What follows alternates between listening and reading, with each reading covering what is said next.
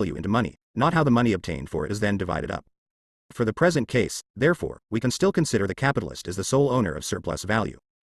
As far as the workers are concerned, it has already been said that they are only a secondary point of departure, whereas the capitalist is the primary point of departure for the money asked into circulation by the workers.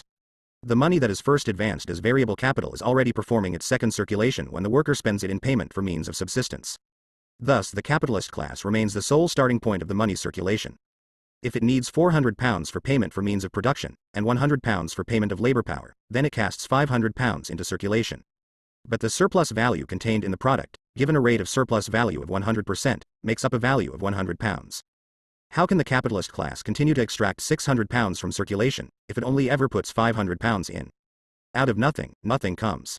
The entire capitalist class cannot extract anything from the circulation sphere that was not put into it already. We disregard here the fact that the sum of £400 in money may be sufficient, given a tenfold turnover, to circulate means of production to a value of £4,000 and labor to a value of £1,000, while the remaining £100 may suffice for the circulation of £1,000 surplus value. This ratio between the sum of money and the commodity value circulated by it. The circulation of surplus value 409 contributes nothing to the matter in hand. The problem remains the same. If the same piece of money did not undergo several circulations, then £5,000 would have to be cast into circulation as capital, and £1,000 would be needed to convert the surplus value into money. The question is where this money comes from, whether it is £1,000 or £100. In either case, it is additional money capital cast into circulation. In point of fact, paradoxical as it may seem at the first glance, the capitalist class itself casts into circulation the money that serves towards the realization of the surplus value contained in its commodities. But note well, it does not cast this in as money advanced, and therefore not as capital. It spends it as means of purchase for its individual consumption. Thus, the money is not advanced by the capitalist class, even though this class is the starting point of its circulation. Let us take a particular capitalist who sets up a business, a farmer for example. During the first year he advances a money capital of £5,000, let us say, in payment for means of production, £4,000, and for labor power, £1,000. If the rate of surplus value is 100%, then the surplus value he appropriates is £1,000. The above £5,000 includes all the money that he advances as money capital. But the man must also live, and he does not take in any money until the end of the year. Say that his consumption comes to £1,000. He must then have this in hand. He admittedly tells us that he has to advance this £1,000 for the first year. But this is an advance only in the subjective sense, and means nothing more than that he has to cover his individual consumption for the first year out of his own pocket, instead of using the product for nothing by his workers. He does not advance this money as capital. He spends it, i.e. pays it out for an equivalent in means of subsistence which he then consumes. This value is spent by him in money, cast into circulation, and withdrawn from it in commodity values. These commodity values are consumed by him. Thus he has ceased to stand in any relationship to their value. The money with which he pays for it exists as a component of the circulating money stock. But he has withdrawn the value of this money from circulation in products, and the value of these products is destroyed together with the products in which it existed. It has all gone. At the end of the year, then, he throws into circulation a commodity value of £6,000 and sells this. There returns to him as a result, 1. The money capital of £5,000 that he advanced. 2. His converted surplus value of £1,000. He advanced £5,000 as capital, cast this into circulation, and he withdraws from circulation £6,000, £5,000 as capital and £1,000 for surplus value.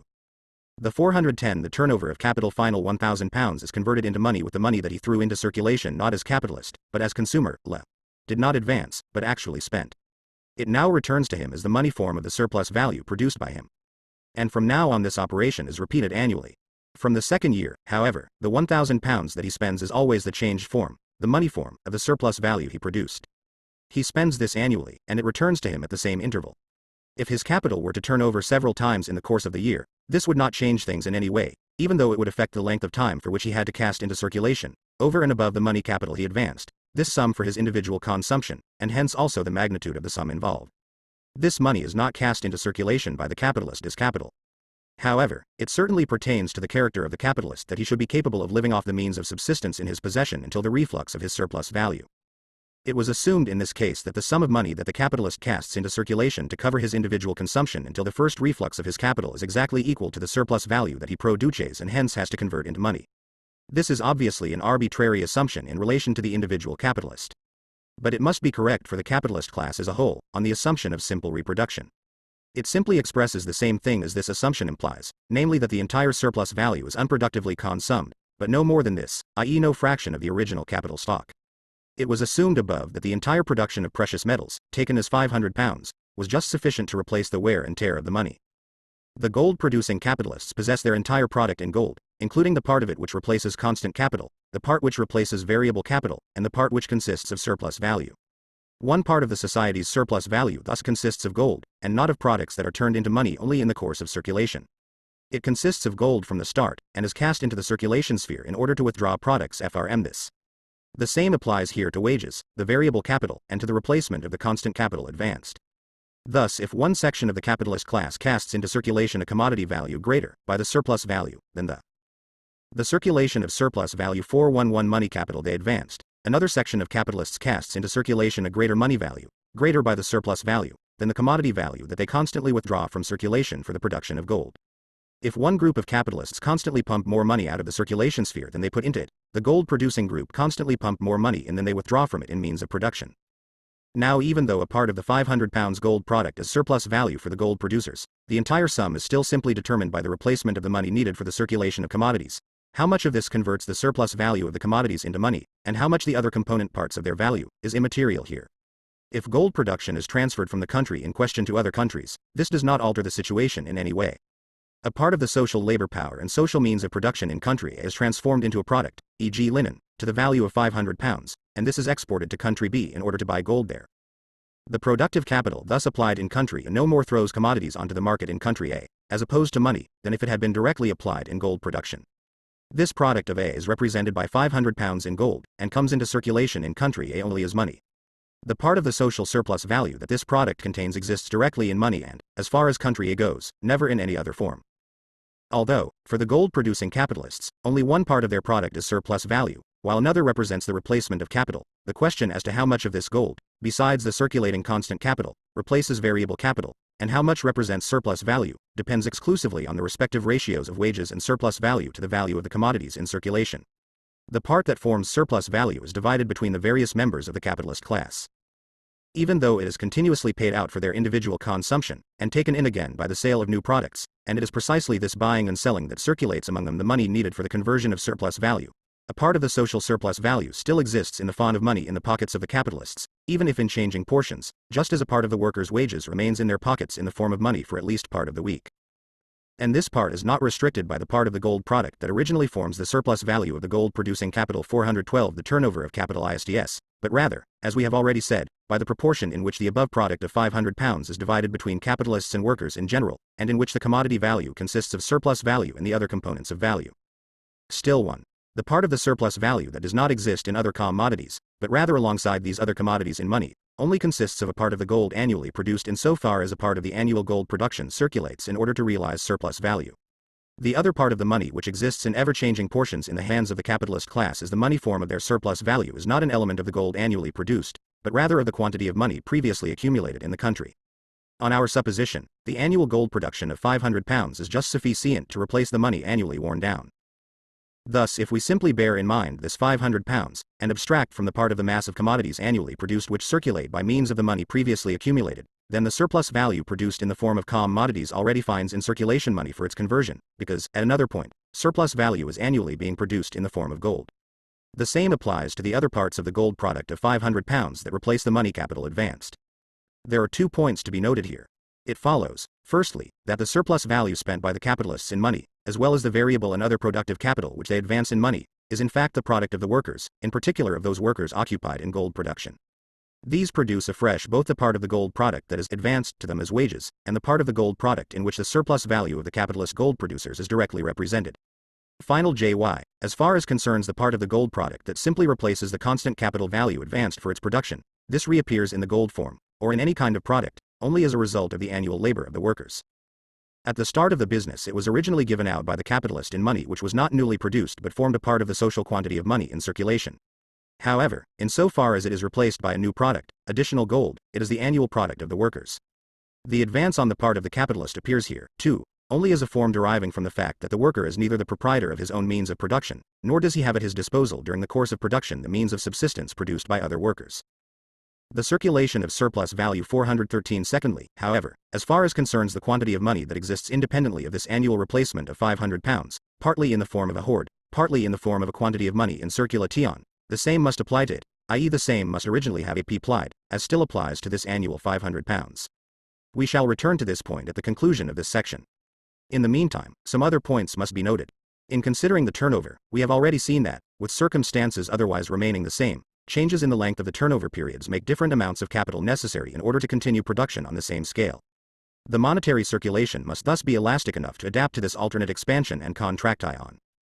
If we further assume that other circumstances remain the same, and therefore that there is no change in the size, intensity or productivity of the working day, but that there is an altered division of the value product between wages and surplus value, so that either the former rises and the latter falls, or vice versa, then the quantity of money in circulation is not affected. This change can come about without any kind of expansion or contraction in the quantity of money in circulation. If we consider for instance the case of a general rise in wages and on the conditions here assumed, a consequent general fall in the rate of surplus value, there would not be, again on the assumptions made here, any change in the value of the mass of commodities in circulation. In this case, moreover, the money capital that has to be advanced as variable capital would grow, and so would the quantity of money that serves for this function. But this being the case, surplus value would decline by the same amount as the increase in the quantity of money required for the function of variable capital, and thus so would the quantity of money needed for its realization. The quantity of money needed to realize the commodity value is therefore no more affected than is this commodity value itself. The cost price of the commodities rises for the individual capitalist, but their social price of production remains unaltered. What has changed is the ratio in which, leaving aside the constant portion of the value, the production price of the commodities is divided between wages and profit. It will be said, however, that a greater outlay of variable money capital means a correspondingly greater quantity of monetary means in 414 the turnover of capital the hands of the workers. The value of the money is of course assumed to be constant here. This gives rise to a greater demand for commodities on the part of the workers. A further consequence is a rise in the price of commodities. Alternatively, it is said that, if wages rise, the capitalists will increase the prices of their commodities. In both cases, the general rise in wages leads to a rise in the prices of commodities. Thus a greater quantity of money must be needed to circulate the commodities, whether the price rise is explained in one way or the other. The reply to the first of these conceptions is that as a result of rising wages the demand of the workers for necessary means of subsistence will grow. Their demand for luxury articles will increase to a smaller degree, or else a demand will arise for articles that previously did not enter the area of their consumption. The sudden and large-scale rise in demand for necessary means of subsistence will certainly cause a temporary rise in their prices. The result of this is that a greater part of the social capital will be applied to the production of necessary means of subsistence, and a smaller part to the production of luxury goods, since the latter will have fallen in price on account of the decline in surplus value and the resulting diminished demand for them from the capitalists. To the extent that the workers themselves buy luxury goods, however, the rise in their wages does not lead to a rise in the prices of necessary means of subsistence, but simply displaces the buyers of luxury goods. More luxury goods than before are consumed by the workers, and relatively fewer are consumed by the capitalists. That is all. After a few oscillations, the mass of commodities in circulation is the same in value as before. As for these temporary oscillations, moreover, they can have no other result than to cast into domestic circulation, as unoccupied money capital, capital which formerly sought employment in speculative undertakings on the stock exchange or abroad. The reply to the second conception is this. If it were within the capacity of the capitalist producers to increase the prices of their commodities at will, then they could and would do so even without any rise in wages. Nor would wages rise with a fall in commodity prices. The capitalist class would never oppose trade unions, since they would always and in all circumstances be able to do what they now do exceptionally under certain particular and so to speak local conditions. I.e. use any increase in wages to raise commodity prices to a far higher degree, and thus tuck away a greater profit. The contention that the capitalists can raise the prices of luxury articles because the demand for these declines, as a result of the circulation of surplus value 415 demand of the capitalists, whose means of purchasing them have diminished, would be an extremely original application of the law of supply and demand. Inasmuch as there is not just a shift in the buyers, workers replacing capitalists, and to the extent that this displacement occurs, the workers' demand does not operate to raise the price of the necessary means of subsistence, since the part of their additional wages that the workers spend on articles of luxury cannot be spent by them on necessary means of subsistence. The prices of luxury goods fall as a consequence of the reduced demand. As a result, capital is withdrawn from their production, until their supply is reduced to the extent that corresponds with their changed role in the social production process. With this reduction in production, they rise again to their normal prices, given that their values are unchanged. While this contraction or balancing process is taking place, the same amount of additional capital will be supplied for the production of means of subsistence, whose prices are rising, as is withdrawn from the other branch of production, until demand is satisfied. There is then once again an equilibrium, and the conclusion of the whole process is that the social capital, and hence also the money capital, is divided between the production of necessary means of subsistence and that of luxury goods in changed proportions. The entire objection is a red herring brought in by the capitalists and their economic sycophants. The facts that provide the pretext for this diversion are of three kinds. 1. It is a general law of monetary circulation that, if the sum of the prices of goods in circulation rises, whether this increase is for the same volume of commodities or for an increased volume, with other circumstances remaining the same, the quantity of money in circulation grows. The effect is then taken for the cause. However, wages rise, even if seldom, and proportionately only in exceptional cases, with the increased price of the necessary means of subsistence. Their rise is the result of the rise in commodity prices, and not the cause of this. 2. Given a partial or local rise in wages, i.e. a rise in just a few branches of production, it is possible that a local rise in prices for the products of this branch may result. But even this depends on many circumstances. For example, that wages were not abnormally depressed here, and hence the rate of profit abnormally high, that the market for these commodities was not constricted by a rise in price, and thus that a rise in their prices does not depend on a preceding contraction in their supply, etc. 3. With a general rise in wages, the price of the goods produced in 416 the turnover of capital branches of industry in which variable capital is predominant rises, whereas prices fall in those branches in which constant or fixed capital predominates. Asterisk. In the case of simple courier circulation, Volume 1, Chapter 3, 2, we showed that even if the money form is only transient in the circulation of a particular quantity of commodities, yet the money transiently in the hands of one person in the commodity metamorphosis still necessarily finds its way into the hands of someone else, and so not only are commodities exchanged on all sides, replacing each other, but this replacement is also mediated and accompanied by precipitation of money on all sides. When one commodity Y replaces another, the money commodity always sticks to the hands of some third person. Circulation sweats money from every pore, Volume 1, page 208. The very same fact is expressed on the basis of capitalist commodity production by the constant retention of a part of capital in the form of money capital, and the constant presence of a part of the surplus value similarly in the money fund in the hands of its proprietor. Apart from this, the circuit of money, the return of the money to its starting point, inasmuch as this forms a moment of the turnover of capital, is a phenomenon completely different from and even opposed to the circulation of money, which expresses its constant removal from its starting point through a series of hands, Volume 1, page 210. However, an accelerated turnover involves by its very nature an accelerated circulation. To take the case of variable capital first, if for example a money one, if the physiocrats still lumped the two phenomena together, they were at least the first to have stressed the return of money to its point of departure as an essential form of the circulation of capital, as a form of the circulation that mediates reproduction. If you take a look at the tableau économique, you will see that the productive class gives out the money with which the other classes come to buy its products, and that these return this money to it the following year in coming back to make the same purchases again. The sole cycle that you see here is therefore that of expenditure followed by reproduction, and reproduction followed by expenditure. A cycle which is described by the circulation of the money that measures expenditure and reproduction. Kane, Dialogues sur e-commerce et sur les travaux des artisans, in Physiocrates, ed. Dyra, I, pp. 208-9. It is this continuous advance and return of capitals that must be called the circulation of money, this useful and fertile circulation which animates all the works of society, sustaining the movement and life of the body politic in a way that may well be compared with the circulation of blood in the animal body. Turgot, Reflections, etc., Yerves, ed. Dyra, I, page 45. The circulation of surplus value 417 capital of £500 turns over 10 times a year in the form of variable capital, I. Clear that this aliquot part of the quantity of money in circulation circulates 10 times its sum of values. It circulates 10 times in the year between capitalist and worker. The worker is paid, and himself pays 10 times in the year with the same aliquot part of the quantity of money in circulation. If this variable capital were to turn over once in the year, with the same scale of production, then there would only be one circulation of £5,000. Furthermore, the constant part of the circulating capital is £1,000.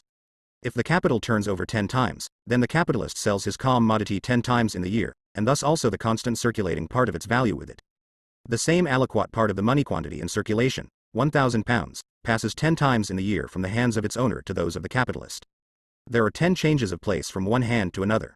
Secondly, the capitalist buys means of production 10 times in the year. These are again 10 circulations of money from one hand to another.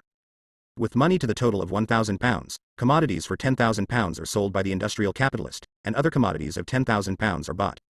By a 20-fold circulation of the £1,000 of money, a commodity stock of £20,000 is circulated. Finally, accelerated turnover also leads to a quicker circulation of the portion of money that realizes surplus value. Conversely, however, a more rapid monetary circulation does not necessarily involve a more rapid turnover of capital, and hence also of money, i.e. there is not necessarily a shortening and more rapid renewal of the reproduction process. More rapid monetary circulation takes place whenever a greater volume of transactions is completed with the same quantity of money. This can also be the case without a change in the reproduction period of the capital, as a result of changed technical arrangements for monetary circulation. Further, the volume of transactions in which money circulates can increase without this expressing a real replacement of commodities, speculation in futures on the stock exchange, etc. On the other hand, certain monetary circulations can completely disappear.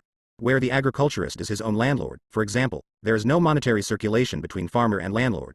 Where the industrial capitalist is himself the owner of his capital, there is no circulation between him and a creditor. 418 The turnover of capital. As for the question of the original formation of a money hoard in a country, as well as the appropriation of it by a few people, it is not necessary to go into this in detail here. The capitalist mode of production, since its basis is wage labor, and therefore also the payment of the worker in money and the general transformation of services in kind into money payments, can develop on a large scale and penetrate deeply only when there is a quantity of money in the country in question sufficient for circulation and for the hoard formation, reserve fund, etc., conditioned by this circulation.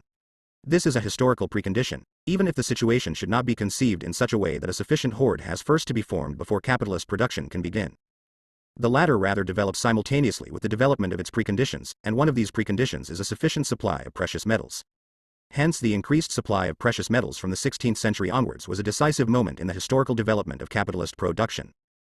In so far as we are dealing with the further supply of money material needed on the basis of the capitalist mode of production, we can say that on the one hand surplus value is cast into circulation in the product without the money for its conversion, while on the other hand surplus value in gold is cast into circulation without its previous transformation from product into money. The additional commodities that have to be transformed into money find the sums of money needed available because on the other hand additional gold and silver is cast into circulation by production itself, not by exchange, and has to be transformed into commodities. 2. Accumulation and expanded reproduction. The case in which accumulation takes place in the form of reproduction on an expanded scale clearly does not offer any new problems with respect to money circulation. As far as the additional money capital is concerned, that required for the function of the increased productive capital, this is supplied by the portion of realized surplus value that is cast into circulation by the capitalists as money capital, instead of as the money form of revenue. The money is already in the hands of the capitalists. It is simply its application that differs. Now, however, as a result of the addition to the productive capital, the circulation of surplus value 419 an additional mass of commodities is cast into circulation as its product. Together with the extra mass of commodities, a part of the extra money needed for their realization is also cast in, to the extent that the value of this mass of commodities contains the value of the productive capital consumed in their production. This additional quantity of money is advanced precisely as additional money capital, and hence returns to the capitalist with the turnover of his capital. Here the same question comes up again as before. Where does the extra money come from to realize the extra surplus value that now exists in the commodity form? The general reply is again the same. The total price of the mass of commodities in circulation has increased, not because the price of a given mass of commodities has risen, but rather because the mass of commodities now in circulation is greater than that of the commodities circulating earlier, without this having been balanced by any fall in prices. The additional money required for the circulation of this increased commodity mass of a greater value must be created either by a more economic use of the quantity of money in circulation, whether by directly balancing payments, etc., or by means that accelerate the circulation of the same pieces of money, or alternatively by the transformation of money from the hoard form into the circulating form. This does not just imply that idle money capital begins to function as means of purchase or payment, or that money capital already functioning as a reserve fund, while continuing to perform the function of a reserve fund for its owners, circulates actively for the society, as with deposits in banks, which are constantly lent out, and thus performs a double function. It also means that stagnant reserves of coin are used more economically. So that money as coin may flow continuously, coin must continuously congeal into money. The continual movement of coin implies its perpetual stagnation in larger or smaller amounts in reserve funds of coin which arise everywhere within the framework of circulation and which are at the same time a condition of circulation. The formation, distribution, dissolution and reformation of these funds constantly changes. Existing funds disappear continuously and their disappearance is a continuous fact. This unceasing transformation of coin into money and of money into coin was expressed by Adam Smith when he said that, in addition to the particular commodity that he sells, every commodity owner must always keep in stock a certain amount of the general commodity with which he buys. We have seen that MC, the second 420 the turnover of capital member of the circuit CMC, splits up into a series of purchases, which are not effected all at once but successively over a period of time, so that one part of M circulates as coin, while the other part remains at rest as money. In this case, money is in fact only suspended coin and the various component parts of the coinage in circulation appear, constantly changing, now in one form, now in another. The first transformation of the medium of circulation into money constitutes therefore merely a technical aspect of the circulation of money. Karl Marx, Zur Kritik der politischen Ökonomie, 1859, pp. 105-6. A contribution to the critique of political economy, London, 1971, page 126. Cohen, as opposed to money, is used here to denote money in its function as mere means of circulation, as opposed to its other functions. To the extent that all these means together are not enough, there must be additional production of gold, or, what comes to the same thing, a part of the additional product must be exchanged either directly or indirectly for gold. The product of those countries that produce precious metals. The sum of labor power and social means of production that is spent in the annual production of gold and silver as instruments of circulation forms a heavy item of faux phrase for the capitalist mode of production, or more generally for a mode of production based on commodity circulation. It withdraws from social use a corresponding sum of possible additional means of production and consumption, i.e. of real wealth. To the extent that the costs of this expensive machinery of circulation are reduced, with the scale of production remaining the same, i.e. at a given level of its extension, the productive forces of social labor are correspondingly heightened. Thus, inasmuch as the auxiliary means that develop with credit have this effect, they directly increase capitalist wealth, whether this is because a greater part of the social production and labor process is thereby accomplished without the intervention of real money, or because the capacity of the actually functioning quantity of money to fulfill its function is thereby increased. This also disposes of the pointless question of whether capitalist production on its present scale would be possible without credit, even considered from this standpoint alone, i.e. with a merely metallic circulation. It would clearly not be possible. It would come up against the limited scale of precious metal production. On the other hand, we should not get any mystical ideas about the productive power of the overhead costs. The circulation of surplus value 421 credit system, just because this makes money capital available or fluid. But the further development of this point does not belong here. We must now consider the case where there is not actual accumulation, i.e. direct expansion of the scale of production, but where a part of the surplus value realized is stored up over a longer or shorter time as a monetary reserve fund, so as later to be transformed into productive capital. Insofar as the money thus accumulated is extra money, the situation is very clear. This money can only be a part of the additional gold supplied by the gold-producing countries. It should be noted in this connection that the domestic products in return for which this gold is imported no longer exist in the country in question. They have been dispensed abroad in exchange for gold. If we assume on the other hand that there is the same quantity of money in the country as before, then the money that has been stored away or is being stored away has flowed in from circulation, it is simply its function that has changed. It has been transformed from circulating money into a gradually formed latent money capital. The money that is stored up here is the money form of commodities that have been sold, and moreover, of that portion of their value that represents surplus value for their owner. The credit system is assumed here to be non-existent. The capitalist who stores up money has to that extent sold without buying. If we look upon this process simply as a partial phenomenon, there is nothing in it that needs explaining. One group of capitalists keep back part of the money they obtain from the sale of their products, instead of using it to withdraw products from the market. Another group, on the other hand, transform their money into products, with the exception of the constantly recurring money capital needed to carry on production. A part of the product thrown onto the market as a bearer of surplus value consists of means of production, or of the real elements of variable capital, the necessary means of subsistence. It can therefore immediately serve to expand production.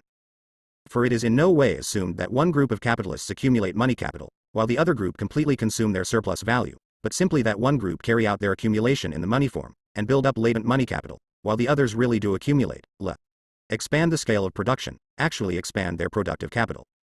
The 422 The turnover of capital quantity of money present remains sufficient for the needs of circulation, even if it is alternately one group of capitalists who store up money, while the other group expand their scale of production, and vice versa. The storing up of money on the one side can proceed even without cash, simply through the piling up of credit notes. But difficulties start to arise when we assume not partial accumulation of money capital but general accumulation within the capitalist class.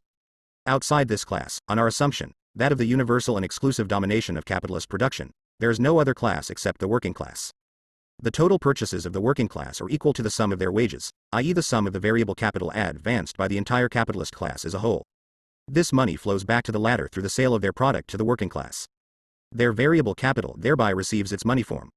If the sum of variable capital is X times £100, this is not the total variable capital advanced in the year, but only that applied. Whether this variable capital value is advanced with more money or less during the year, according to the speed of turnover, does not affect the question at present under discussion. With this capital of X times £100, the capitalist class buys a certain quantity of labor power, or pays wages to a certain number of workers. First transaction. The workers use this sum to buy a certain value of commodities from the capitalists, and in this way the sum of X times £100 returns to the hands of the capitalists. Second transaction.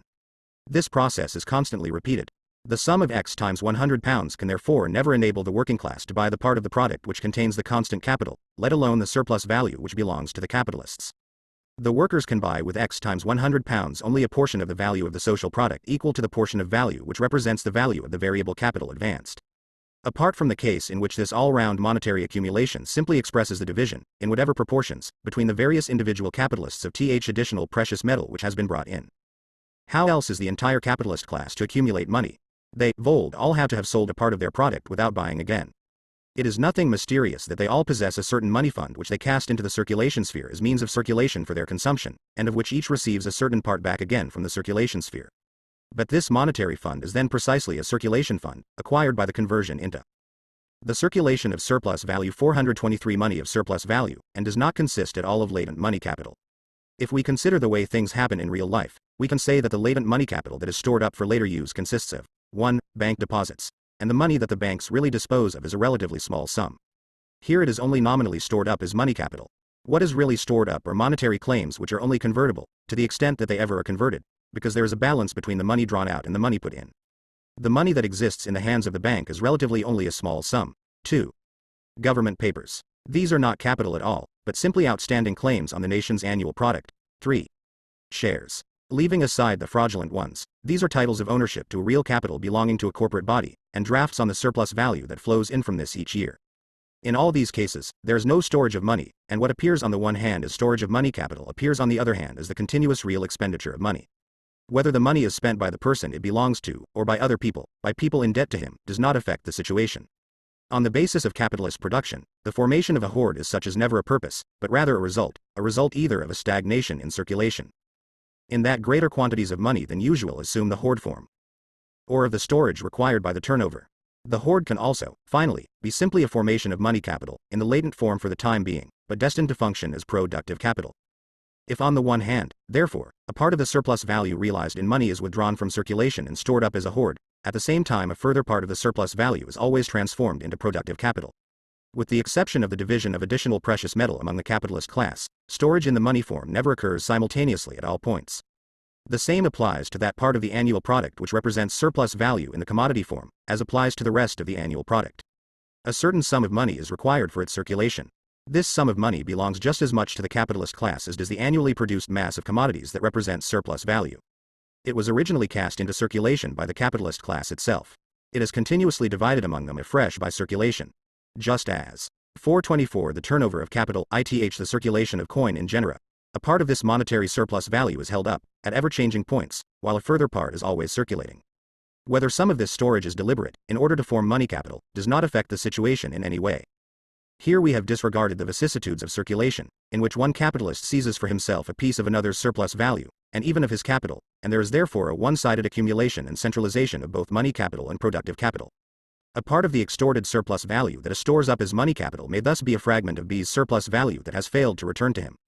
Part 3. The reproduction and circulation of the total social capital. Chapter 18. Introduction 1. The object of the inquiry. The immediate production process of capital is its process of labor and valorization, the result of this process being the commodity product, and its determining motive the production of surplus value.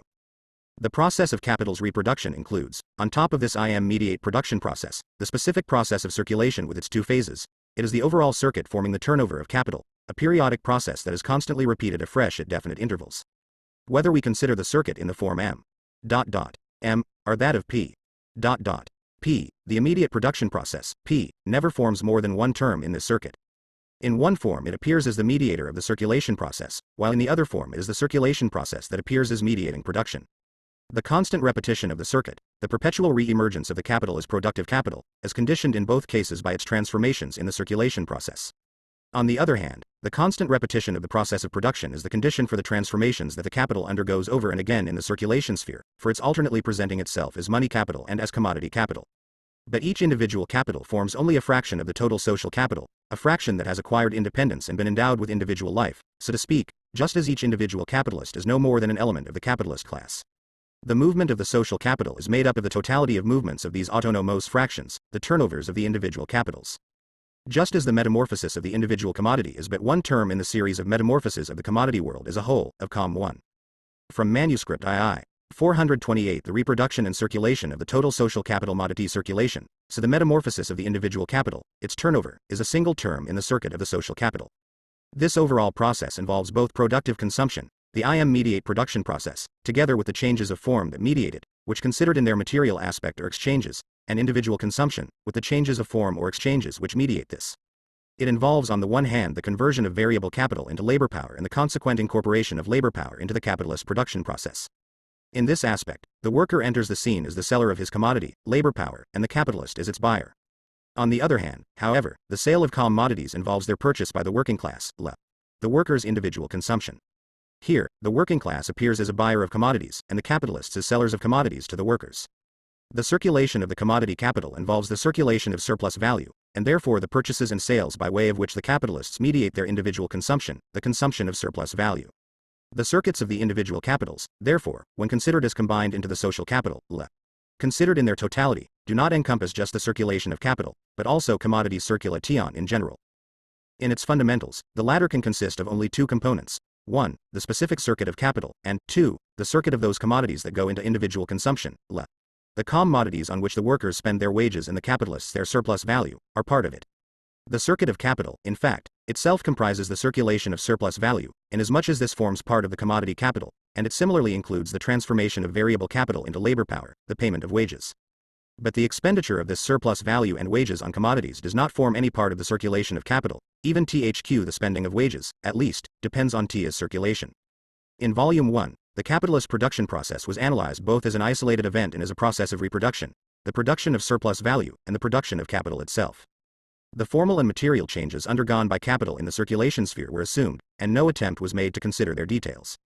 It was therefore assumed both that the capitalist sells the product at its value and that he finds in the circulation sphere the material means of Introduction 429 Duction that he needs to begin the process anew or to continue it without a break. The only act within the circulation sphere which we had to dwell on in that volume was the purchase and sale of labor power as the basic condition of capitalist production. In Part 1 of the present Volume 2, we considered the various forms that capital assumes in its circuit, and the various forms of this circuit itself. In addition to the working time considered in Volume 1, we now dealt with the circulation time. In Part 2, we considered the circuit as a periodic one, as a turnover. It was shown, on the one hand, how the various components of capital, fixed and circulating, complete the circuit of their forms at different intervals and in different ways. The circumstances which gave rise to differing lengths of working period and circulation period were also investigated. We indicated the influence of the circuit's periodicity and of the varying ratio of its component parts on the scale of the production process itself, and on the annual rate of surplus value. In point of fact, if what was principally considered in Part 1 were the successive forms that capital constantly assumes and discards in the course of its circuit, what was considered in Part 2 was principally how, within this flux and succession of forms, a capital of given size is simultaneously divided, even if to a changing extent, into the various forms of productive capital, money capital and commodity capital, so that not only do these alternate with each other, but also different parts of the total capital value exist and function in these different states alongside each other at any one time. Money capital, in particular, presented specific features that were not indicated in Volume 1. Searle-Toine laws were discovered, according to which major components of a given capital, varying according to the conditions of the turnover, must constantly be advanced and renewed in the form of money capital, in order to keep a productive capital of a given size in constant functioning. What we were dealing with in both Parts 1 and 2, however, was always no more than an individual capital, the movement of an autonomous part of the social capital. However, the circuits of individual capitals are interlinked, they presuppose one another and condition one another, and it is precisely by being interlinked in this way that they constitute the movement of the total social capital. Just as, in the case of simple commodity circulation, the overall metamorphosis of a single commodity appeared as but one term in the series of metamorphoses of the commodity world is a 430 the reproduction and circulation of the total social capital whole, now the metamorphosis of the individual capital appears as one term in the series of metamorphoses of the social capital. But if simple commodity circulation in no way necessarily involved the circulation of capital, since it can proceed quite well on the basis of non-capitalist production, the circuit of the total social capital, as already noted, also involves a commodity circulation that does not fall within the circuit of any individual capital, the circulation of those commodities that do not form capital. What we now have to consider is the circulation process of the individual capitals as components of the total social capital, the circulation process of this total social capital. Taken in its entirety, this circulation process is a form of the reproduction process. 2. The role of money capital, the following subject, money capital considered as a component of the total social capital, really belongs in a later section of this part. However, we intend to investigate it here. In connection with the turnover of the individual capital, we saw that money capital displays two aspects.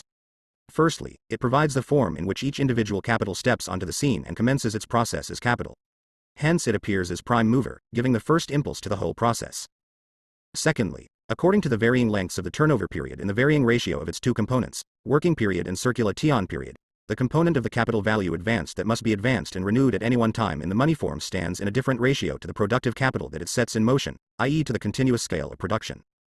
But whatever this ratio may be, the portion of the capital value in process that can function at any one time as productive capital is always restricted by the part of the capital value advanced that must always exist alongside the productive capital in the money form.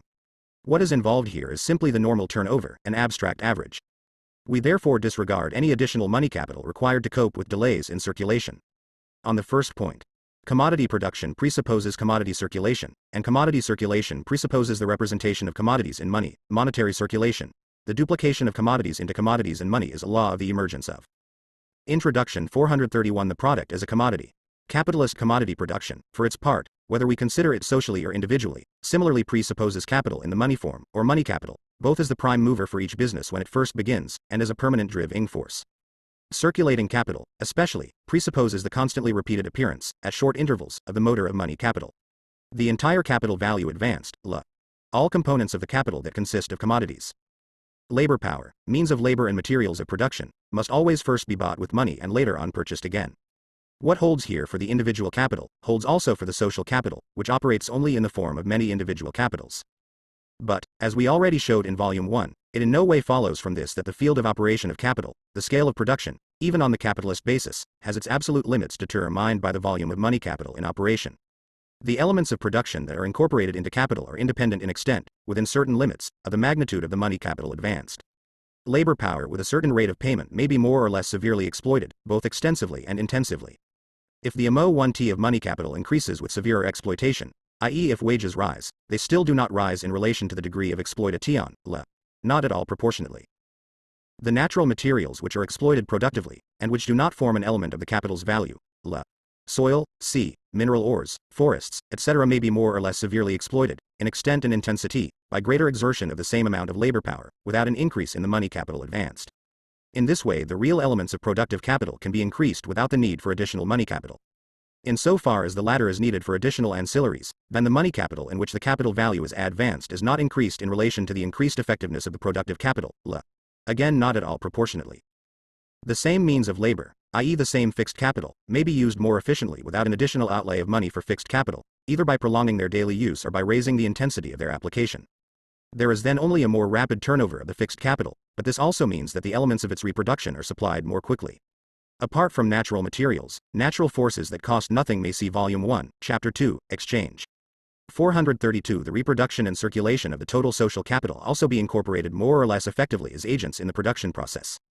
Their level of effectiveness depends on methods and scientific advances that cost the capitalist nothing. The same applies to the social combination of labor power in the production process, and to the accumulated skills of the individual worker. Carey reckons that the landowner never receives his due rent, since he is not paid for all the capital and labor that has been put into the soil from time immemorial to give it its present productive capacity. There is no mention, of course, of the productive capacity that is taken out of the soil. According to this conception, the individual worker should be paid according to the work that it cost the entire human race to build him up from a savage into a modern engineer. What actually happens is quite the reverse. If all the unpaid labor put into the soil to the profit of the landowners and capitalists is counted up, then this capital contained in the soil has been repaid over and over again at an extortionate rate of interest, so that landed property has long since been redeemed by society, and redeemed time and again at that.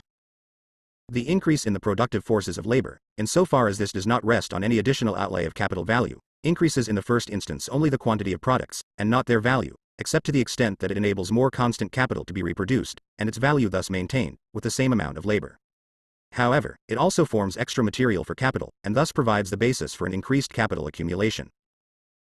Inasmuch as the organization of social labor, and therefore the heightening of the social productivity of labor, itself requires production on a large scale and hence the advance of money capital in great quantities by individual capitalists, we have already shown in Volume 1 how this happens partly as a result of the centralization of capitals in a few hands, without any absolute growth in the volume of capital values in operation, and nor therefore in the volume of money capital through which they are advanced.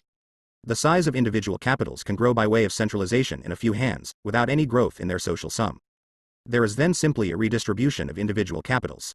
Finally, it was shown in the previous part how a reduction in the turnover period enables either the same productive capital to be set in motion with less money capital, or more productive capital to be set in motion with the same money capital.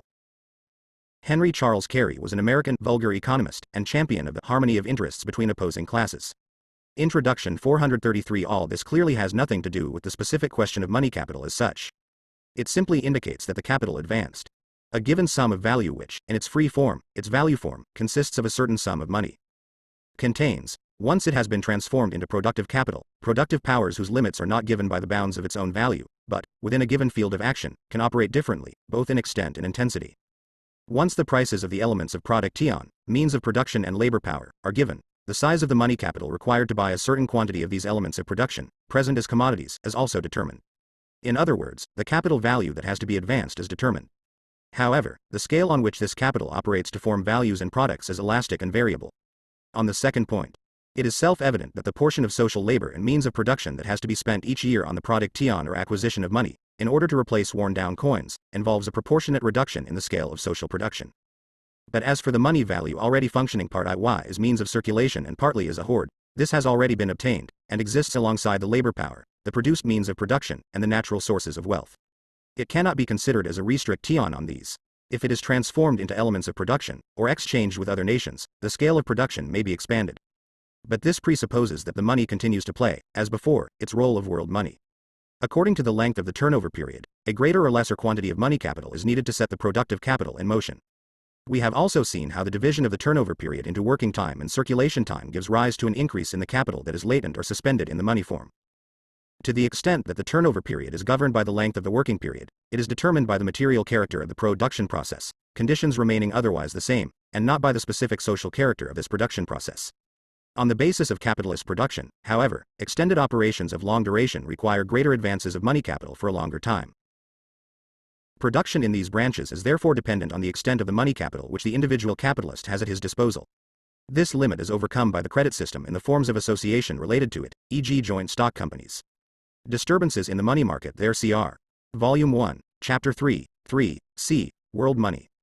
434 The reproduction and circulation of the total social capital 4 bring such businesses to a halt, while those same businesses, for their part, induce disturbances in the money market. On the basis of social production, it would be necessary to determine to what extent it was possible to pursue these operations, which withdraw labor power and means of production for a relatively long period without providing any product or useful effect during this time, without damaging those branches of production that not only withdraw labor power and means of production continuously or several times in the course of a year, but also supply means of subsistence and means of production. With social production, just as with capitalist production, workers in branches of industry with short working periods will withdraw products only for a short time without giving other products back in return, while branches of industry with long working periods will continue to withdraw products for a long time before they give anything back. This circumstance arises from the material conditions of the labor process in question, and not from its social form. With collective production, money capital is completely dispensed with. The society distributes labor power and means of production between the various branches of industry. There is no reason why the producers should not receive paper tokens permitting them to withdraw an amount corresponding to their labor time from the social consumption stocks. But these tokens are not money, they do not circulate. We see that in so far as the need for money capital arises from the length of the working period, this is conditioned by two factors. Firstly, that money is the general form in which each individual capital must enter the scene, leaving aside credit, in order to be transformed into productive capital. This arises from the nature of capitalist production, and of commodity production in general. Secondly, the size of the money advance needed arises from the circumstance that labor power and means of production are withdrawn from society for a long period without the return of a product that can be transformed back into money. The first factor, that the capital has to be advanced in the form of money, is not abolished by the form this money takes, whether it is metallic money, credit money, tokens of value, etc. The second factor is not affected in any way either by the monetary medium or by the form of production in which labor, means of subsistence and means of production are withdrawn, without an equivalent being cast back into circulation. Chapter 19. Former presentations of the subject. The PHYSIOCRATS Keynes Tableau économique shows in a few broad lines how the annual result of national production, defined in terms of value, is distributed by circulation in such a way that, with other circumstances remaining the same, simple reproduction can take place, i.e. reproduction on the same scale. From the material standpoint, it is always the previous year's harvest that forms the starting point of the production period. The numberless individual acts of circulation are thereby immediately grouped together in their characteristic social movement as a mass circulation between major economic classes of society that are defined by their functions. What is of interest for us here is that one part of the total product, which is an object of use, just like any other part, is the fresh result of the past year's labor, is also just a bearer of old capital value reappearing in the same natural form. It does not circulate, but rather remains in the hands of its producers, the class of farmers, to begin its service as capital there once again. Keynes in fact includes in this constant capital part of the annual product, elements that do not belong there, but he comes to grips with the main question, thanks to the very narrowness of his mental horizon, in which agriculture is the only sphere of application of human labor that produces surplus value, and is therefore the only one that is really productive from the capitalist standpoint. The process of economic reproduction, whatever its specific social character may be, is in this area, agriculture, always intertwined with the process of natural reproduction. The readily apparent conditions of the latter illuminate those of the former, and keep at bay those confusions which are only introduced by the illusions of circulation. The label of a system of ideas is distinguished from that of other one. This is the start of manuscript 8. 436. The reproduction and circulation of the total social capital articles, among other things, by the fact that it deceives not only the buyer, but often the seller as well. Quenet himself, and his closest disciples, believed in their feudal signboard. Our academic pedants do the same to this very day. In point of fact, however, the physiocratic system is the first systematic conception of capitalist production.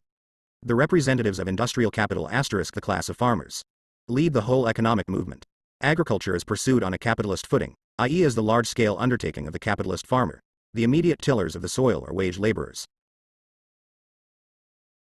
Production does not just produce articles of use, but their value as well. Its driving motive is to obtain surplus value, and the birthplace of surplus value is the sphere of production, not that of circulation.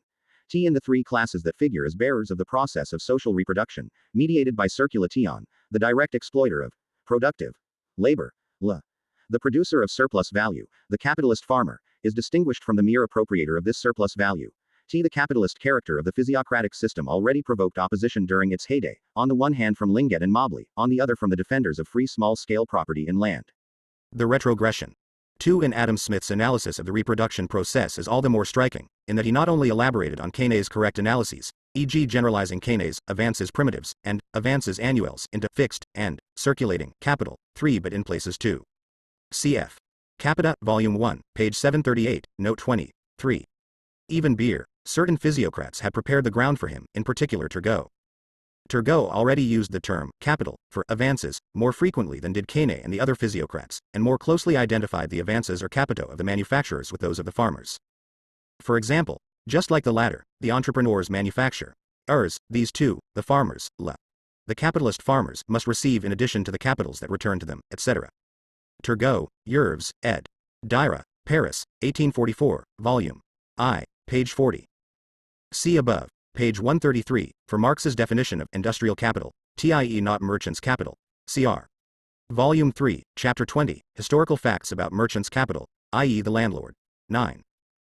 Simon Nicolas Henri Linget, a French historian and economist, used the physiocratic presentation of the capitalist economy as the basis of a criticism of the position of the working class in bourgeois society, in his work Theories des Ten, Civils, London, 1767. This was, however, a reactionary criticism, confined to contrasting the present condition of the working class with its supposedly superior. Former presentations of the subject 437 fell back completely into the errors of the physiocrats. In order to show, for instance, that the farmer produces greater value than any other kind of capitalist, he says, no equal capital puts into motion a greater quantity of productive labor than that of the farmer. Not only his laboring servants, but his laboring cattle are productive laborers. A charming compliment for the laboring servants. In agriculture, too, nature labors along with man, and though her labor costs no expense, its produce has its value, as well as that of the most expensive workman.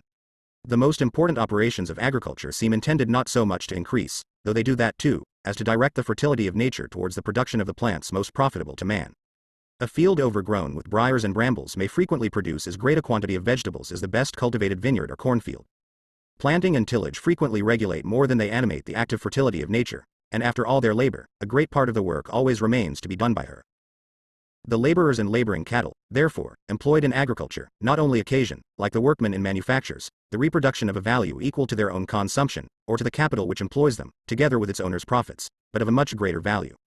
Over and above the capital of the farmer and all its profits, they regularly occasion the reproduction of the rent of the landlord. This rent may be considered as the produce of those powers of nature, the use of which the landlord lends to the farmer. It is greater or smaller according to the supposed extent of those powers, or in other words, according to the supposed natural or improved fertility of the land. It is the work of nature which remains after deducting or compensating everything which can be regarded as the work of man. It is seldom less than a fourth, and frequently more than a third of the whole produce. No equal quantity of productive labor employed in manufactures can ever occasion so great a reproduction. In them nature does nothing, man does all, and the reproduction must always be in proportion to the strength of the agents that occasion it. The capital employed in agriculture, therefore, not only puts into motion a greater quantity of productive labor than any equal capital employed in manufactures, but in proportion, too, to the position in pre-capitalist society. See Theories of Surplus Value, Part 1, Chapter 6I, Linget. Gabriel Bonnet de Mobley, a French philosopher and historian, was an early representative of utopian communism. 438 The reproduction and circulation of the total social capital quantity of productive labor which it employs, it adds a much greater value to the annual produce of the land and labor of the country, to the real wealth and revenue of its inhabitants. Book 2, Chapter 5, pp. 462-3. Marx's emphases. Here, as above, the page references to the wealth of nations are given according to the Pelican edition. Adam Smith says in Book 2, Chapter 1, the whole value of the seed, too, is properly a fixed capital. I greater than. Here, therefore, capital equals capital value. This exists in a fixed form. Though it goes backwards and forwards between the ground and the granary, it never changes masters, and therefore does not properly circulate. The farmer makes his profit, not by its sale, but by its increase, page 375. The narrowness of this conception lies in Smith's failure to see what Keynes had already seen, namely the reappearance of the value of constant capital in a renewed form. Instead, he saw here only a further illustration, and moreover a false one, of his distinction between fixed and circulating capital. Hence he missed an important aspect of the reproduction process. The progress in Smith's translation of avances primitives and avances annuels into fixed capital and circulating capital consists in the word capital. This concept being generalized and freed from its special reference to the physiocratic, agricultural sphere of application, the retrogression consists in the acceptance and the perpetuation of the concepts fixed and circulating as the decisive distinctions. 2. Adam Smith. Smith's General Perspectives in Book 1, Chapter 6, page 153. Smith says, in every society the price of every commodity finally resolves itself into some one or other, or all of those three parts, wages, profit and rent, and in every improved society, all the three enter more or less, as component parts, into the price of the far greater part of commodities. 4. So that the reader may not be deceived as to the meaning of the phrase, the price of the far greater part of commodities, Smith explains himself with the following example. No rent, for instance, enters into the price of seafish, but only wages and profit. The price of Scotch pebbles includes only wages. In some parts of Scotland a few poor people make a trade of gathering, along the seashore, those little variegated stones commonly known by the name of Scotch pebbles. The price which is paid to them by the stonecutter is altogether the wages of their labor. Neither rent or profit make any part of it. Po 154. Former presentations of the subject 439 he goes on to say, page 155, wages, profit, and rent are the three original sources of all revenue as well as of all exchangeable value, Marx's emphases. Later we shall investigate in more detail this doctrine of Adam Smith's as to the component parts of the price of commodities and of all exchangeable value. He goes on to say, since this is the case, it has been observed, with regard to every particular commodity, taken separately, it must be so with regard to all the commodities which compose the whole annual produce of the land and labor of every country, taken complexly. The whole price of exchangeable value of that annual produce must resolve itself into the same three parts, and be parceled out among the different inhabitants of the country, either as the wages of their labor, the profits of their stock, or the rent of their land. Book 2, Chapter 2, pp.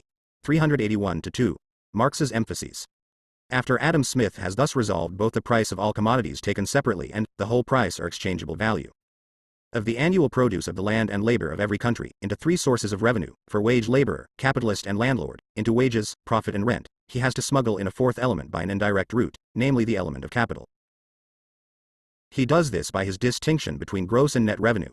The gross revenue of all the inhabitants of a great country comprehends the whole annual produce of their land and labor. The net revenue, what remains free to them after deducting the expense of maintaining, first, their fixed, and, secondly, their circulating capital, or what, without encroaching upon their capital, they can place in their stock reserved for immediate consumption, or spend upon their subsistence, conveniences, and amusements. Their real wealth, too, is in proportion, not to their gross, but to their net revenue, page 382, Marx's emphases. On this the following points must now be made. 1. Adam Smith is expressly dealing only with simple reproduction, not with reproduction on an expanded scale, or with accumulation. He speaks only of the expense of maintaining the functioning capital. The net revenue is that part of the annual product, whether of the whole society or the individual capitalist, that can go into the consumption fund, but the scale of this fund must not be such as to encroach upon capital. One part of the value of both individual and social product, therefore, is neither resolved into wages nor into profit or rent, but into capital. 440 The reproduction and circulation of the total social capital. 2. Adam Smith escapes from his own theory by means of a play on words, the distinction between gross and net revenue. Both the individual capitalist and the entire capitalist class, the so-called nation, receive, in place of the capital used up in production, a commodity product. The value of this, which can be depicted in proportionate parts of this product itself, on the one hand replaces the capital value used up, and hence forms income and in the most literal sense, revenue, past participle of revenir, French, to return. But, let it be noted, capital revenue or capital income. On the other hand it comprises components of value that are parceled out among the different inhabitants of the country, either as the wages of their labor, the profits of their stock, or the rent of their land. I.e., what is understood by income in everyday life. The value of the whole product, whether that of the individual capitalist or that of the country as a whole, accordingly forms income for someone, but on the one hand capital income, on the other hand revenue, distinct from this. Thus, what was eliminated when the value of commodities was analyzed into its component parts is introduced again through the back door by the ambiguity of this word, revenue. But only the components of the product's value that already exist in the product can be taken in. If capital is to come in as revenue, then capital must previously have been spent. Adam Smith goes on to say, the lowest ordinary rate of profit must always be something more than what is sufficient to compensate the occasional losses to which every employment of stock is exposed. It is this surplus only which is net or clear profit. What capitalist sees profit is including necessary outlays of capital 1. What is called gross profit comprehends frequently, not only this surplus, but what is retained for compensating such extraordinary losses, Book 1, Chapter 9, pp. 198-9. But this means no more than that a part of the surplus value, treated here as part of the gross profit, has to form an insurance fund for production. This insurance fund is created by a part of the surplus labor, which thereby directly produces capital, i.e. the fund set aside for reproduction.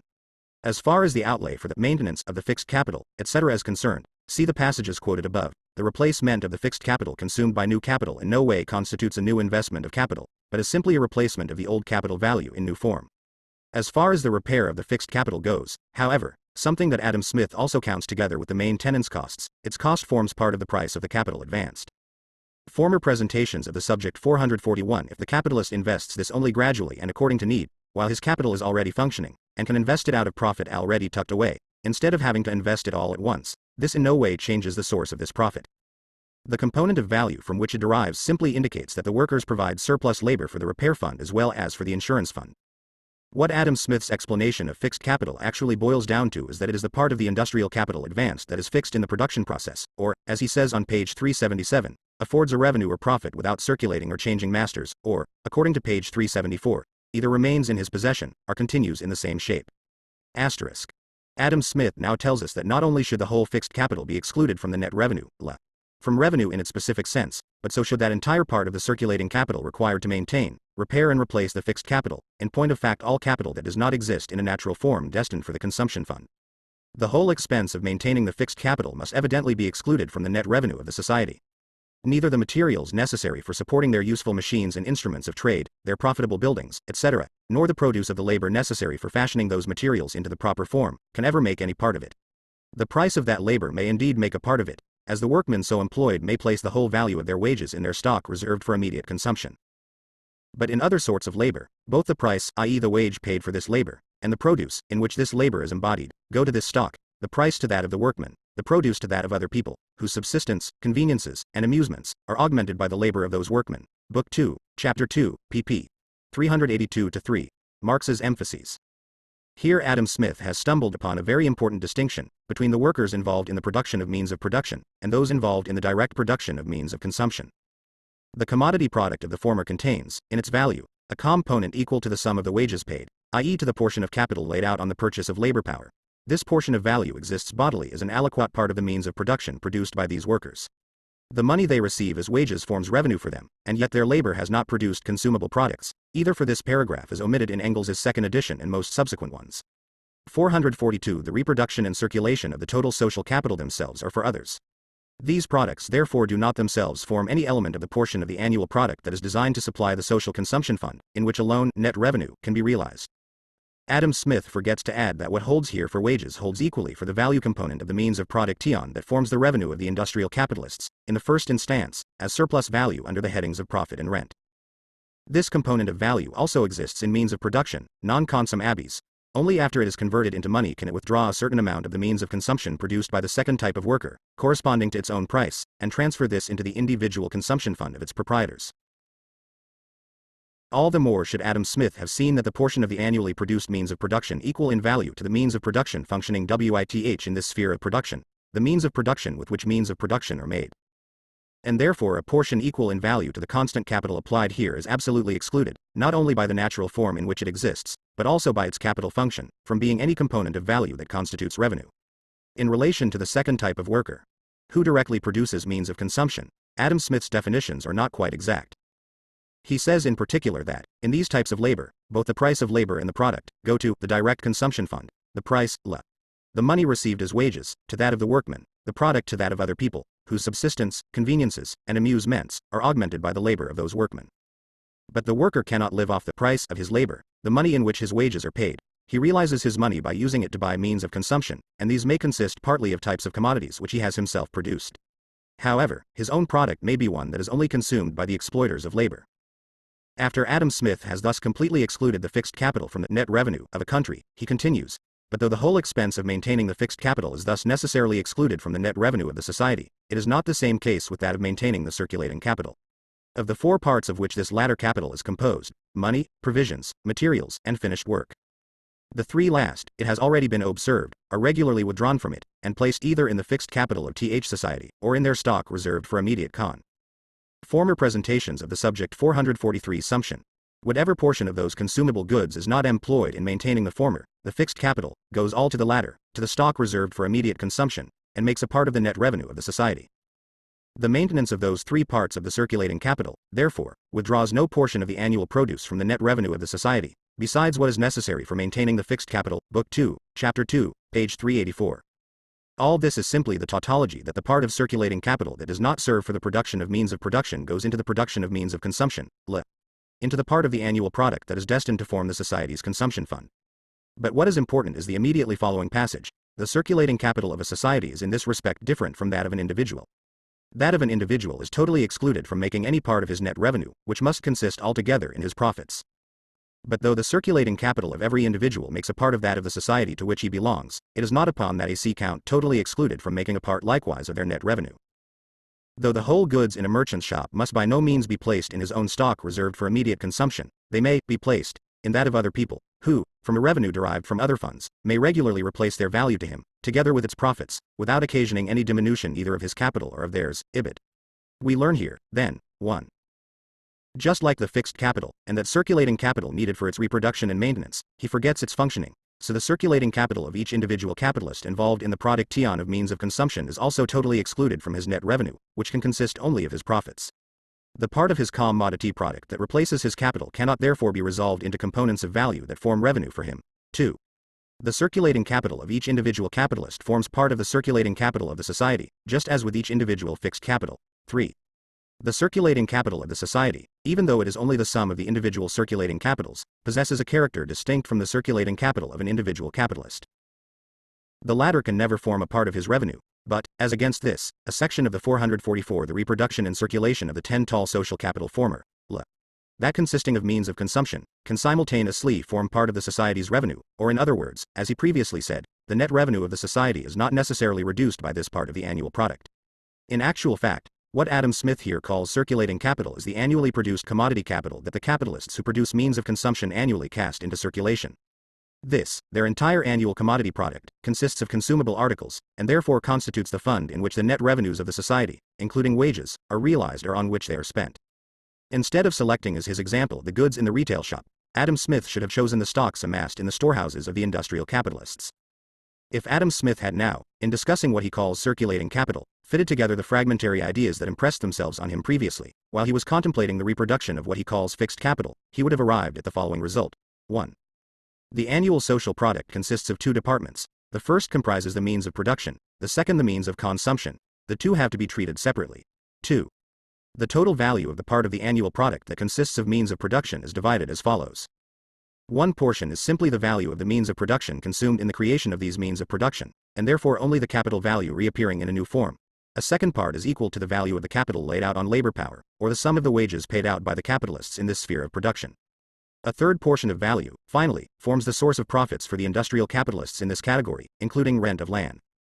The first portion, according to Adam Smith, the reproduced fixed capital component of all the individual capitals occupied in this first department, is totally excluded from making any part of the net revenue, either that of the individual capitalist or that of the society. It always functions as capital and never as revenue. In this respect, the fixed capital of each individual capitalist is in no way distinguished from the fixed capital of the society. However, the other value components of the society's annual output of means of production, value components that also exist, therefore, as aliquot parts of this total mass of means of production, do indeed form at the same time revenues for all agents involved in this production, i.e. wages for the workers, profits and rents for the capitalists. For the society, however, they do not form. Former presentations of the subject 445 revenue, but capital, even though the annual social product simply consists of the sum of the products of its individual capitalist members. Most of the products in the first department can by their very nature function only as means of production, and even those that could function as means of consumption, if need be, are designed to serve as raw or ancillary material for new production. The revenue-forming value components of the first department function as means of production, and therefore as capital, not in the hands of their producers, however, but rather in those of their users, who are 3. The capitalists in the second department, the direct producers of means of consumption. They replace the capital the capitalists in the first department used up in the production of means of consumption, except in so far as this capital is converted into labor power, and represents the sum of the wages of the workers in the second department. While this used up capital, which now exists in the hands of the capitalists producing it in the form of means of consumption, forms for its part, from the social standpoint, that is, the consumption fund in which the capitalists and workers in the first department realize their revenue. If Adam Smith had pursued his analysis as far as this, little more would be required for the solution of the entire problem. He almost hit the nail on the head, for he had already noted that certain portions of value of one particular kind, means of production, of the commodity capital in which the total annual product of the society exists, although they formed revenue for the individual workers and capitalists engaged in their production, were not a component of the society's revenue, while a value component of the other kind of product, means of consumption, although it formed capital value for its individual owners, the capitalists engaged in this sphere of investment, was however simply a part of the social revenue. This much is already clear from the investigation so far. Firstly, even though the social capital is simply the sum of the individual capitals, and therefore the annual commodity product, or commodity capital, of the society is equal to the sum of the commodity products of these individual capitals, and although, therefore, the same analysis of the commodity value into its components that holds for each individual commodity capital must also hold for the society as a whole and in the last analysis actually does hold, yet the form of appearance which these components assume in the overall process of social reproduction is a different one. 446 The reproduction and circulation of the total social capital. Secondly, even on the basis of simple reproduction, we find not only the production of wages, variable capital, and surplus value, but also the direct production of new constant capital value. This is true even though the working day consists of only two parts, one in which the worker replaces the variable capital, and the other in which he produces surplus value, profit, rent, etc. In other words, the daily labor that is spent in reproducing the means of production, whose value breaks down into wages and surplus value, is realized in new means of production which also replace the constant capital component expended in the production of the means of consumption. The main difficulties arise not in the treatment of accumulation, but already in that of simple reproduction, although the greater part of these have already been resolved in what was said above. This is why both Adam Smith, Wealth of Nations, Book 2, and before him Keynes, Tableau économique, started with simple reproduction, whenever they had to deal with the movement of the annual social product and its reproduction by way of circulation. B. Smith's resolution of exchange value into versus plus S. Adam Smith's dogma that the price or exchangeable value of every single commodity, and thus of all the commodities comprising the annual social product, he correctly assumes capitalist production everywhere, as composed of, or resolves itself into, the three component parts wages, profit and rent, can be reduced to the thesis that commodity value equals V plus S, le. The value of the variable capital advanced, plus the surplus value. As the following quotation shows, we have Smith's express permission to reduce profit and rent to a common unit which we call S. We leave aside for the time being all secondary factors, and in particular all apparent or actual divergences from the dogma that the value of commodities consists exclusively of the elements that we designate as V plus S. In manufacture, the value which the workmen add to the materials resolves itself into two parts, of which the one pays their wages, the other the profits of their employer upon the whole stock of materials and wages which he advanced, Book 1, Chapter 5I, page 151. Though the manufacturer, the manufacturing worker, has his wages advanced to him by his master, he, in reality, costs him no expense, the value of those wages being generally restored, together with a profit, in the former presentations of the subject 447 improved value of the subject upon which his labor is bestowed, Book 2, Chapter 3, page 430. The part of stock that is laid out in maintaining productive hands, after having served in the function of a capital to him, the employer, constitutes a revenue to them, the workers. Book 2, Chapter 3, page 432. In the same chapter, Adam Smith expressly states, the whole annual produce of the land and labor of every country naturally divides itself into two parts. One of them, and frequently the largest, is, in the first place, destined for replacing a capital, or for renewing the provisions, materials, and finished work, which had been withdrawn from a capital. The other for constituting a revenue either to the owner of this capital, as the profit of his stock, or to some other person, as the rent of his land, page 431, Marx's emphasis. Only one part of the capital, as Adam Smith has just told us, also forms revenue for someone, namely the part invested in the purchase of productive labor. This part, The variable capital firstly performs the function of a capital in the hands of the employer and for him, and then it constitutes a revenue for the productive worker himself.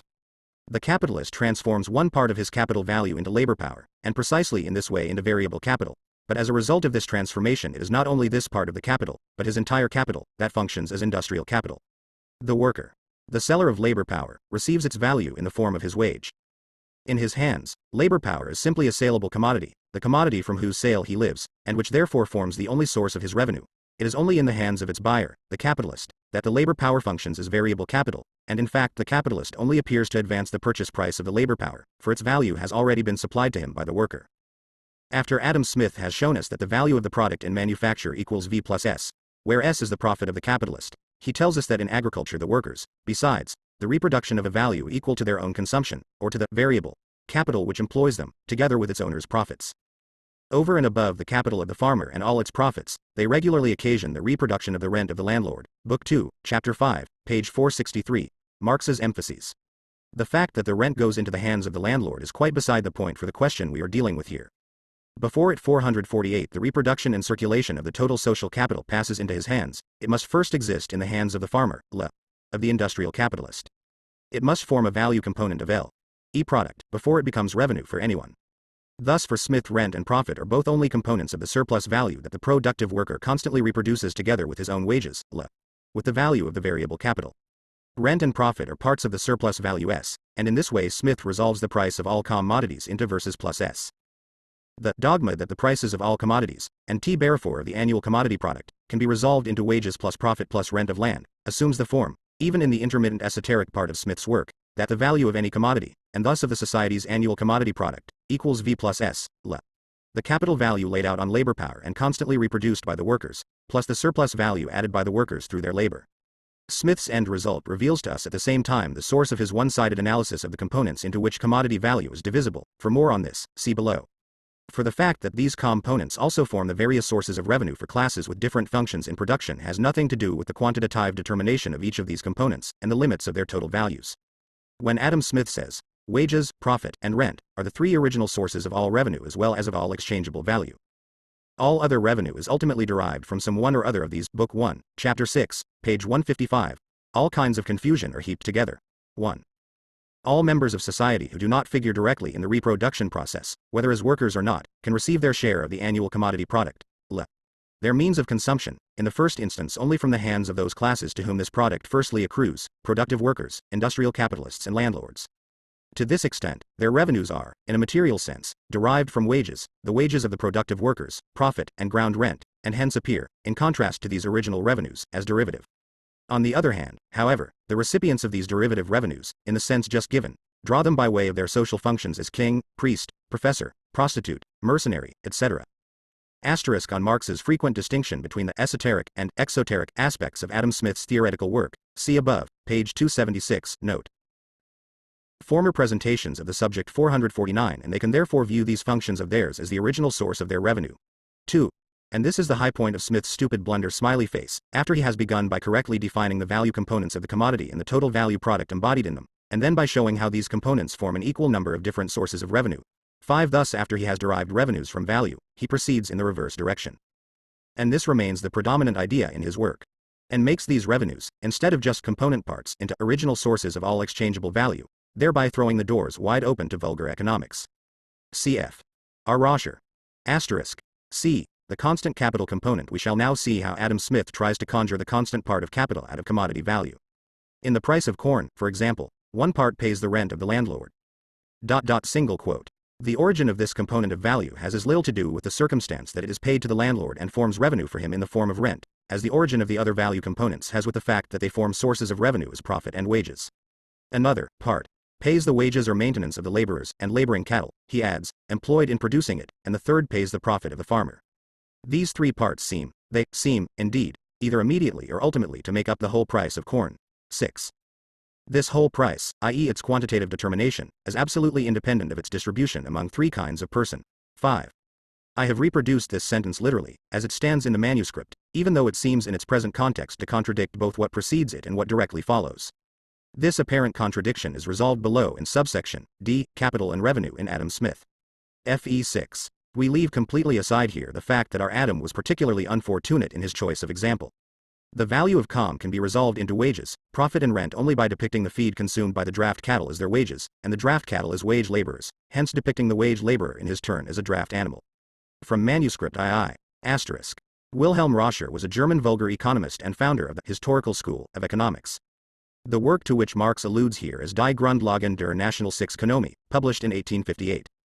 450 The reproduction and circulation of the total social capital, a fourth part, it may perhaps be thought, is necessary for replacing the stock of the farmer, or for compensating the wear and tear of his laboring cattle, and other instruments of husbandry. But it must be considered that the price of any instrument of husbandry, such as a laboring horse, is itself made up of the same three parts: the rent of the land upon which he is reared, the labor of tending and rearing him, and the profits of the farmer who advances both the rent of this land, and the wages of this labor.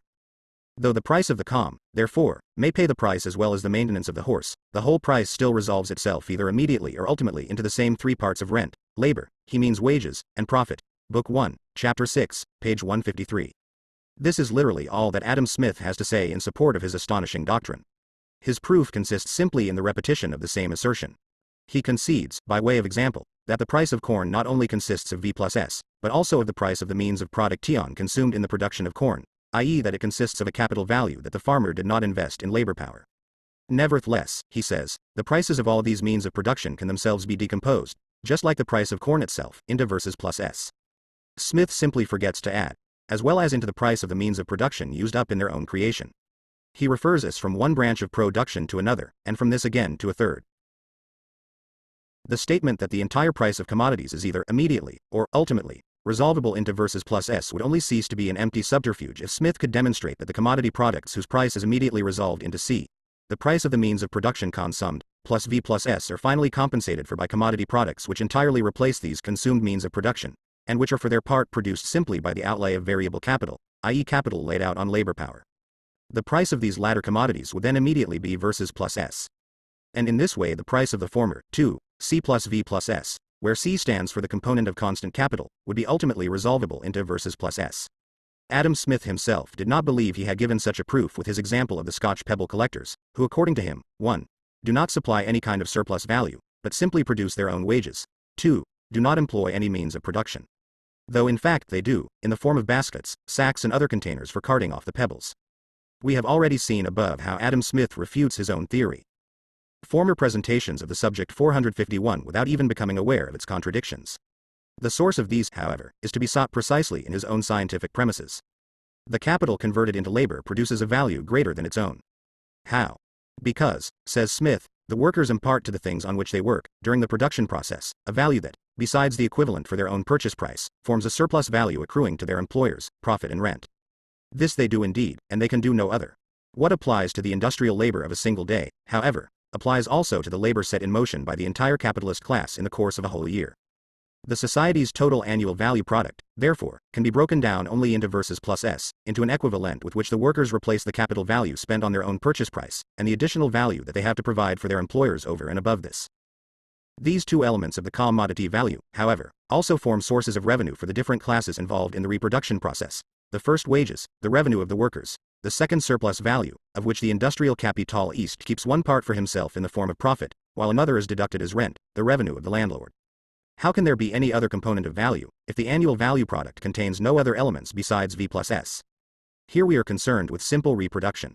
Since the total annual labor is resolved into labor needed for the reproduction of the capital value laid out on labor power, and labor needed for the creation of a surplus value, where can still more labor come from to produce a capital value not laid out on labor power? The matter stands as follows. 1. Adam Smith defines the value of a commodity by the amount of labor that the wage laborer adds to the object of labor. He says in fact, to the materials, as he is dealing with manufacture, which works up what are already products of labor, but this in no way affects the matter in hand. The value that the worker adds to a thing, and this adds, as our Adam's own expression, as quite independent of whether the object to which the value is added already has value before this addition, or whether it does not. The worker therefore creates a value in the commodity form. According to Adam Smith, this is on the one hand an equivalent for his wages, this part being therefore determined by the value of the wage. Depending on whether this is higher or lower, the value he has added here by his labor is in this respect that needed to produce or reproduce his wages. Another part, however, is added by 452, the reproduction and circulation of the total social capital of the worker by further labor above this limit, and forms surplus value for his capitalist employer.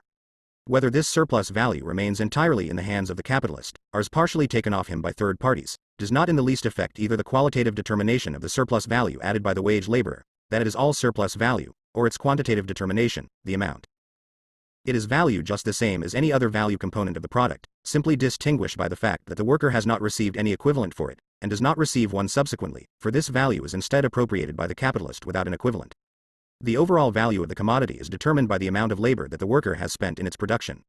One part of this total value is characterized as being equal to the value of the wage, i.e. an equivalent for wages. The second part, therefore, the surplus value, is necessarily characterized, by the same token, as being equal to the total value of the product minus the value component that is the equivalent for the wage, i.e. equal to the excess value created in the production of the commodity over the value component contained in it that is the equivalent for wages. 2. What holds for a commodity produced in a single capitalist business by some individual worker holds also for the annual product of all branches of industry taken together.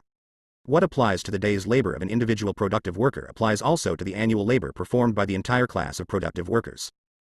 This class fixes Smith's expression in the annual product a total value determined by the amount of labor annually expended, and this total value breaks down into one part determined by that portion of the annual labor in which the working class creates an equivalent for its annual wage, in point of fact this wage itself, and another part determined by the additional annual labor in which the workers create a surplus value for the capitalist class. The annual value product contained in the annual product thus consists of only two elements, the equivalent for the annual wage received by the working class and the surplus value annually supplied to the capitalist class. But the wage forms the revenue of the working class, and the annual sum of surplus value the revenue of the capitalist class.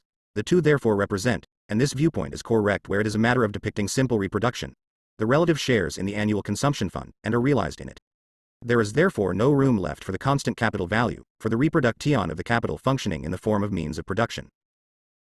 Former presentations of the subject 453 however, Adam Smith expressly says in the introduction to his work that the parts of the commodity value that function together as revenue coincide with the annual product destined for the social consumption fund, to explain in what has consisted the revenue of the great body of the people, or what has been the nature of those funds which have supplied their annual consumption, is the object of these four first books, page 106. And in the very first sentence of this introduction he states, the annual labor of every nation is the fund which originally supplies it with all the necessaries and conveniences of life which it annually consumes, and which consists always either in the immediate produce of that labor, or in what is purchased with that produce from other nations, page 104.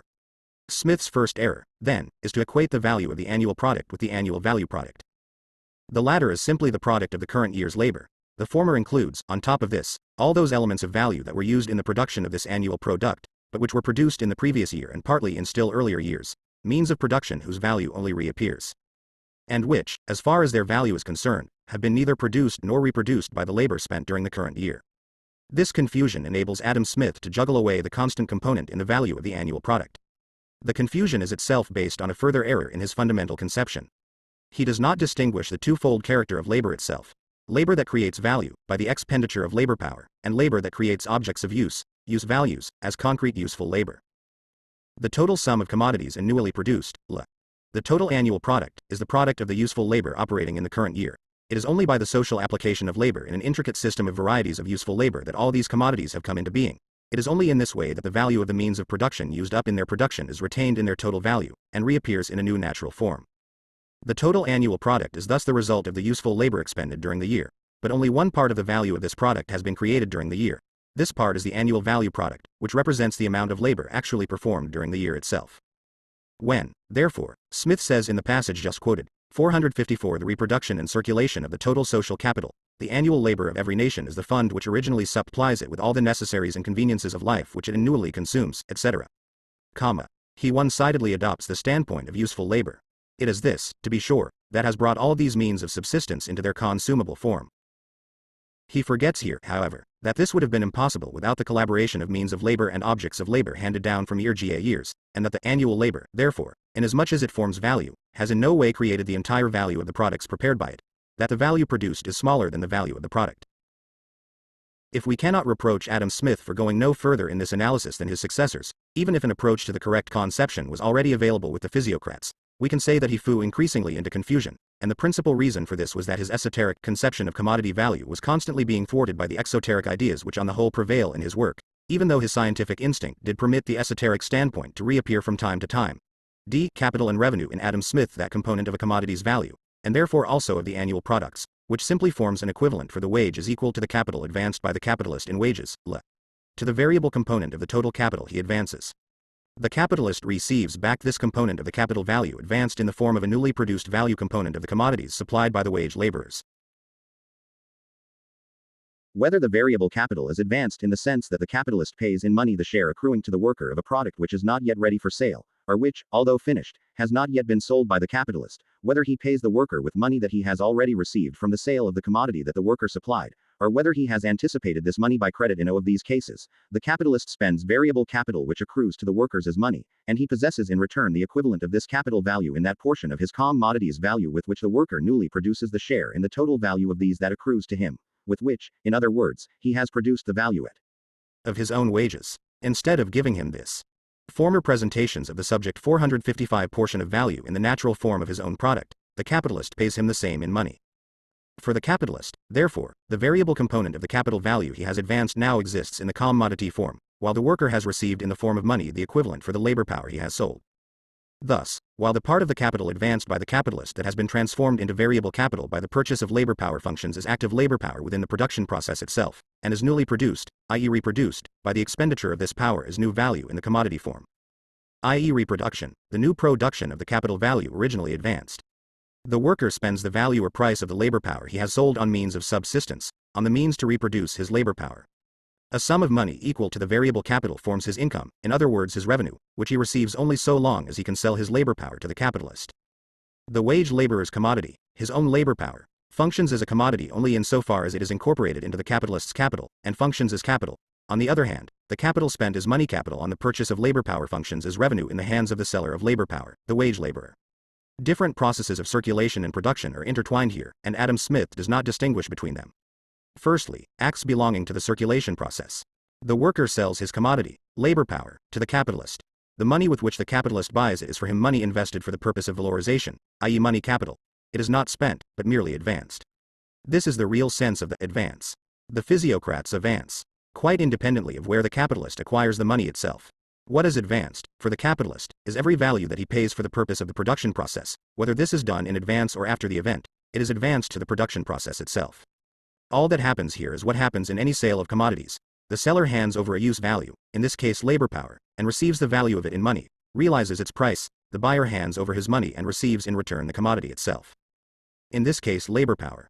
Secondly, in the production process, the labor power that has been bought now forms part of the functioning capital, and the worker himself functions here simply as a special natural form of this capital, as distinct from the elements of capital that exist in the natural form of 456 tile reproduction and circulation of the total social capital means of production.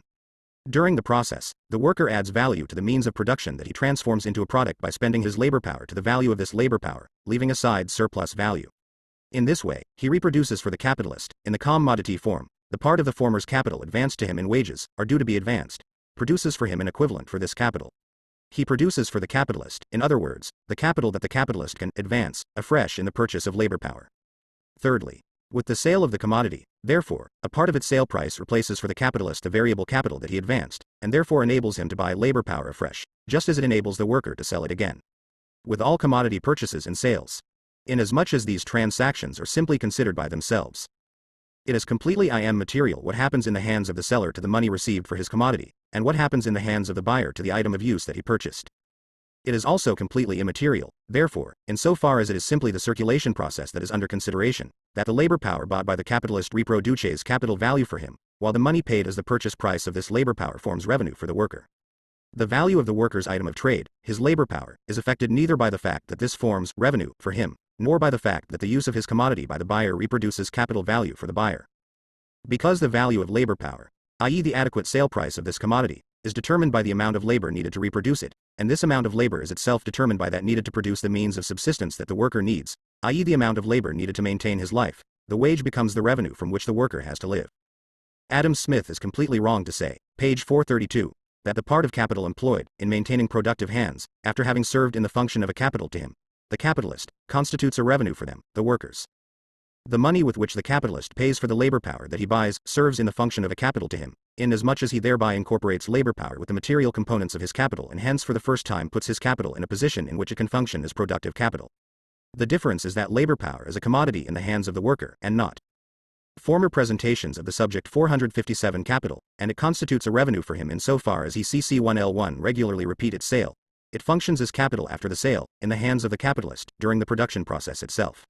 What serves two pure poses here is labor power. In the hands of the worker, it is a commodity sold at its value.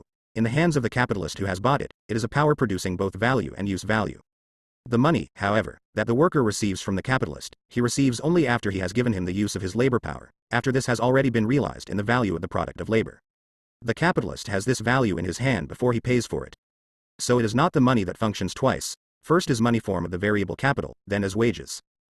It is rather the labor power that has functioned twice, first as a commodity, when the labor power is sold, when the wage to be paid is stipulated, the money operates merely as an ideal measure of value, and it in no way needs to be in the capitalist's hands yet. Secondly, in the production process, where it functions as capital, i.e. as an element creating both use value and value in the hands of the capitalist. It has already supplied the equivalent to be paid to the worker, in the commodity form, before the capitalist pays this to the worker in the money form. The worker therefore himself creates the payment fund from which the capitalist pays him. But this is not all. The worker spends the money he receives on maintaining his labor power, and thus, if we consider the capitalist class and the working class as a whole, on maintaining for the capitalist the only instrument by means of which he can remain a capitalist. On the one hand, therefore, the constant purchase and sale of labor power perpetuates the position of labor power as an element of capital, and in this way capital appears as the creator of commodities, articles of use that have a value. This is also how the portion of capital that buys labor power is regularly restored by the product of labor power itself, so that the worker himself constantly creates the capital fund out of which he is paid. On the other hand, the constant sale of labor power becomes a source of maintaining the worker's life that he perpetually has to repeat, and his labor power thus appears as the means by which he draws the revenue from which he lives. Revenue, here, means nothing more than the appropriation of values effected by the constantly repeated sale of a commodity, labor power, and in this connection these values themselves serve only towards the constant reproduction of the commodity to be sold. To this extent, Adam Smith is correct to say that the value component of the product created by the 458 the reproduction and circulation of the total social capital worker for which the capitalist pays an equivalent in the form of the wage becomes a source of revenue for the worker.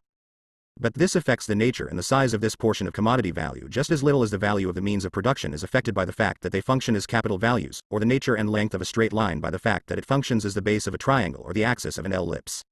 The value of labor power remains just as independently determined as that of any means of production. This component of commodity value does not consist of revenue as an autonomous factor constituting it, nor does this component of value resolve itself into revenue.